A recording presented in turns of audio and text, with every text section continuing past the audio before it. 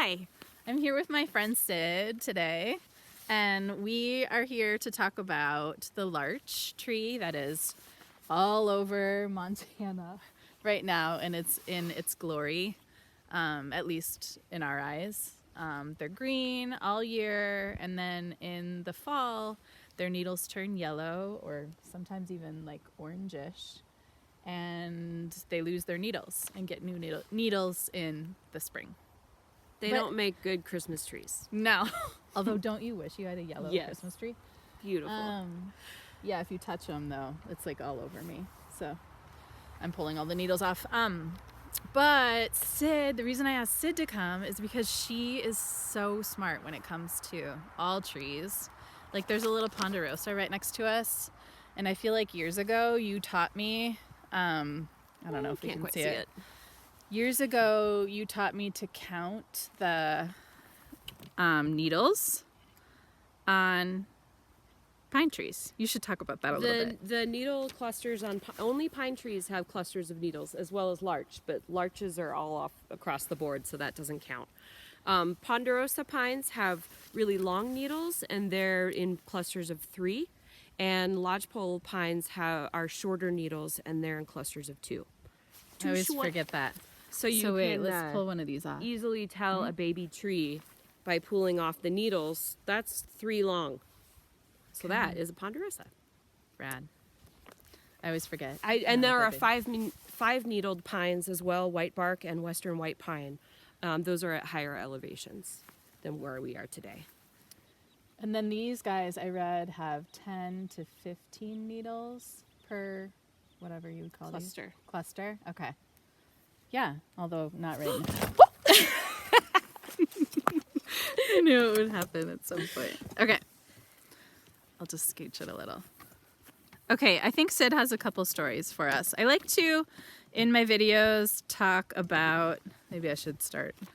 Okay, we lost the camera for a sec. Also, it's really tippy now.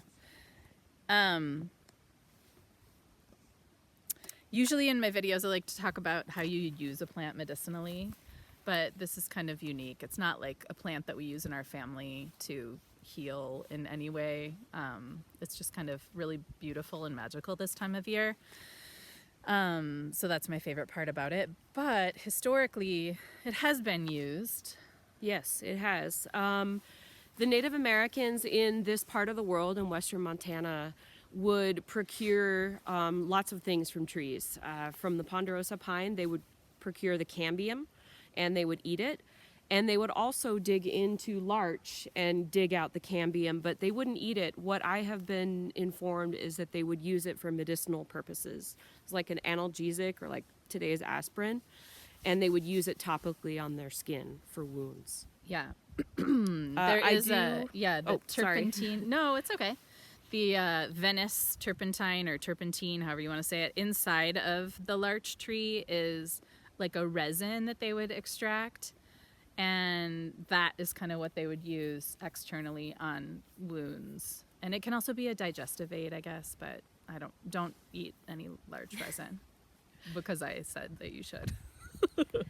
I do have a photo of a culturally modified larch that's outside of the town of St. Regis, Montana. It is recorded. I am an archaeologist, so this is recorded as an archaeological site. You can see the scar. Sorry, I'm not even going to point to it. You can see the scar in the tree, and then you can definitely see it's a larch from up above. But the telltale sign of a scarred tree that's from Native American use is kind of almost a teardrop shape.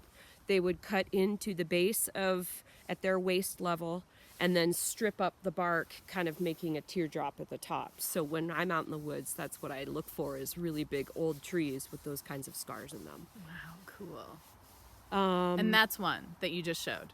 That's we don't have very many. Most of the culturally modified, really old trees around in this neck of the woods are ponderosa, and that was a food source.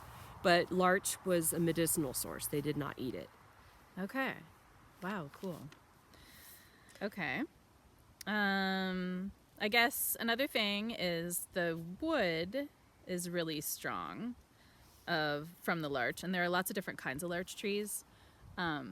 should we talk about tamarack and how there aren't? Sure.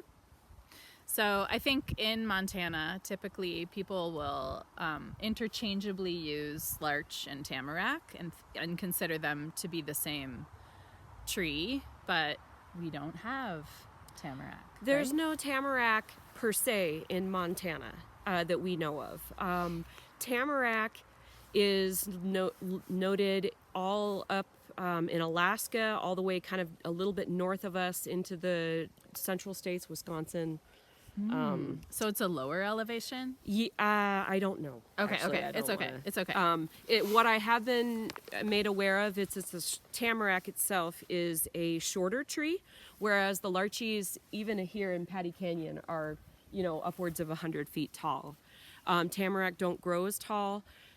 Tamarack and what we have here, which is western larch, they are in the same family. They're just in a different genus. Okay, so do you know if we have eastern larch? Oh, there's a woodpecker on that one. I don't believe we have eastern larch. We have two kinds of larch that I know of here on the Lolo National Forest. We've got western larch, which is what everyone sees, the beautiful color-changing one.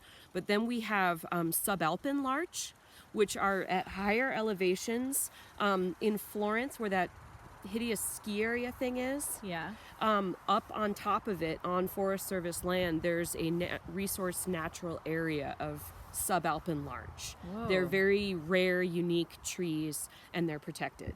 Are there needles? They do the same They thing. do the same thing. I've never been up there myself, but Okay. my understanding is they're pretty much the same. Okay. And tamarack also do the same thing. They are the only conifer that loses their needles in the winter, in the fall. Oh, cool. What I explained to Erica is like the term tamarack is kind of like how we say, "Can I have a Coke?" when you really have Pepsi or RC Cola or something like that. It's kind of a generic carry-all term for something, but we actually don't actually have tamaracks here in Montana. Okay. Okay. Yeah. I mean, did you have another story? That I you were do have another story. So tamaracks, I just said it. Larch is very, very special for wood flooring. If you have a wood larch floor, it's a nice hardwood, solid, kind of waterproofish. Not as much as a cedar, but pretty sturdy. And the first timber sale on the National Forest here occurred in 1906, and it was outside of the town of Seeley Lake. If any of you have been to Seeley Lake, you know that there's larches all over the place up there. The biggest Biggest one. larch. His name's Gus. Yes. I mean, huge. Yeah. Way bigger. I'll share a picture on my blog of us Of at Gus. it this summer. I mean, it probably takes 9 people to put their reach around. around the whole tree. Aw. And that's another story itself. It was protected from the timber sale because the people at the time knew the value of these beautiful trees. However, in 1906, they had a timber sale up at Seeley Lake, and what they did is they cut the trees in the winter over the snow. So number one, they had to cut like 6 feet high off the ground or wherever the snow level was, and they cut down as far as they could into the tree, and then they placed all the trees on Seeley Lake, the frozen Seeley Lake, with the intent to float them down the Blackfoot River to the mill, to the In Bonner Mill. Yeah. And what happened is they didn't cut high enough up the tree. So, sorry, I should have said this first. At the base, the first 6 feet of a larch tree has this extra dense, heavy cambium in it.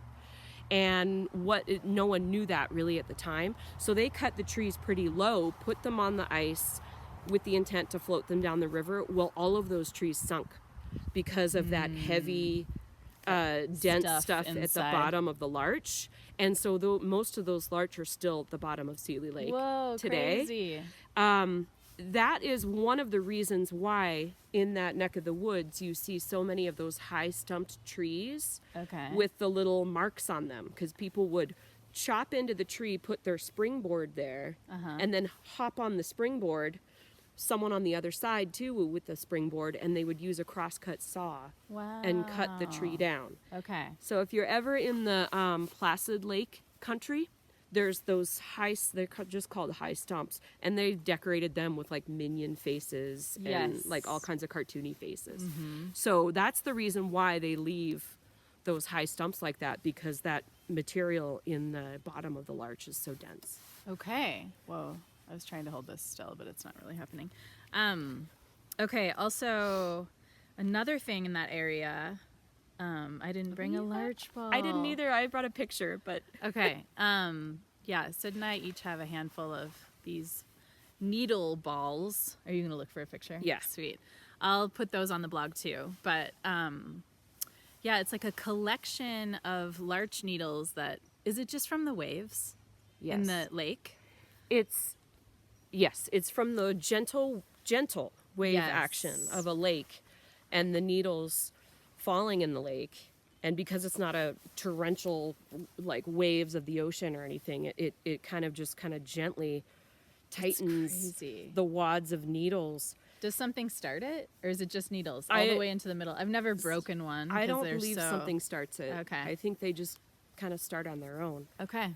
I've been told that there's only 2 or 3 places in the world where this happens, because it has to be a Wow. perfect mix of larches over a lake. And Okay. it's here in Montana, and then also somewhere in Europe. I don't remember what country. Okay. Denmark or Wow. Cool. Norway or something. Yeah, But I have a that's little even write-up more on that I special can- that they're. Yeah. Yeah, or like the one that's in the museum in Seeley Lake. Have you seen that collection of them? That weird little museum that's like right outside of Oh yeah, Seeley, or I before have. you go into Yeah, Seeley? in the pole barn. Yeah. Or not the old barn. Yes. Yeah. There is a like, I don't know. I feel like it's like this big, like a basketball Yeah. or something, large ball. Most of them are spherical. However, I had a coworker who had one that looked like a can of vegetables. It was a Wow. cylinder, and it was huge. Crazy. Yeah. That's awesome. And I actually found one myself a few years ago. I mean, granted, it's tiny. It's like that big, but Yeah. I have one that big. I have one that's the size of a softball, and I have one that's the size of a pretty large, maybe a pomelo or a pomelo, or Yeah. however you say that. We found the ones we have in wow. Lake Elva. Yeah. We were just on a paddleboard, and then like with goggles on or Okay. whatever, and they were like all kind of in these little crooks along the shore. It's And kind you of like could looking pull for them out. It starfish was so or something. cool. Yeah. That's really cool. Yeah, so that's the ones we have at our house. I had to pay for mine in a silent auction, so that's pretty cool. Oh. Okay. Yeah. Do you have another story? No, I don't have another story. Okay. I can't really Well, think thanks for meeting of me. one. No. Oh, my pleasure. Thank you for inviting me. Thanks, So world. dorky.